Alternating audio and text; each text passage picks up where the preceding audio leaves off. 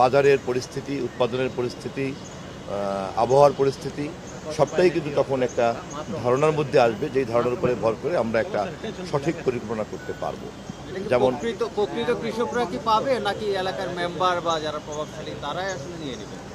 না, কৃষক কার্ড দেওয়ার ক্ষেত্রে তো আমরা প্রথমেই এই জন্যই তো এই মধ্যসত্ত্ব কোনো ভোগীরা যাতে কোনো সুযোগ সুবিধা না নিতে পারেন অথবা যাতে কোনো লিকেজ না হয়, সে কারণেই কিন্তু আমরা স্মার্ট কৃষক কার্ডের দিকে যাচ্ছি। যেমন একজন, আমরা যারা মোবাইল ফোন ইউজ করি, একজন সিম ক্রেতা এবং তিনি সরাসরি কিন্তু তার সব ধরনের সেবা ব্যাংকের থেকে পাচ্ছেন। অতএব একটা কৃষক স্মার্ট কার্ড যখন আমি তার হাতে পৌঁছে দেবো, এরপরে কিন্তু রাষ্ট্রের সঙ্গে তার যোগাযোগ থাকবে সরাসরি, কোনো মধ্যস্থভোগী থাকবে না, এবং তারও যে কোনো সমস্যা কিন্তু সরাসরি রাষ্ট্র জানতে পারছে। ফলে পরিকল্পনার ক্ষেত্রে আমাদের কিন্তু তখন সহজ হবে।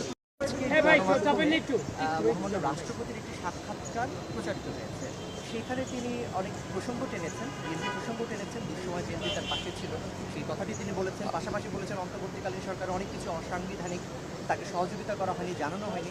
তার এই সাক্ষাৎকার নিয়ে আপনাদের তরফ থেকে ঠিক এই মুহূর্তে সাক্ষাৎকারটা আমরা মন্তব্য করার জন্য যেভাবে দেখা দরকার দেখি নাই, দেখলে জানাবো। ধন্যবাদ।